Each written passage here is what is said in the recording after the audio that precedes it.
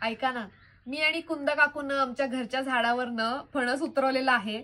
हा कच्चा फणस आहे आणि कापा फणस आहे. तर आता ह्याचे चारखंड काढून गरे वेगळे करणार, त्यानंतर गरे चिरणार आणि मग ते गरे तळणार आहे.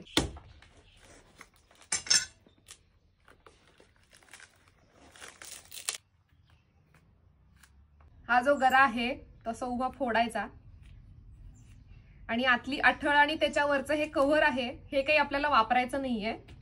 हे आपल्याला बारीक कापायचे आणि मग तळायचे.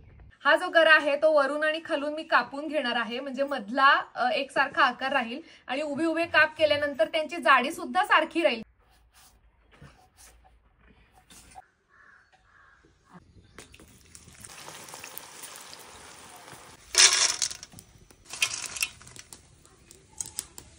हे बघा कसे झाले.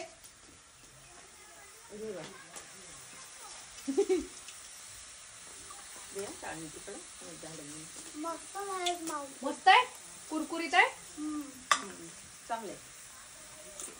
वाव.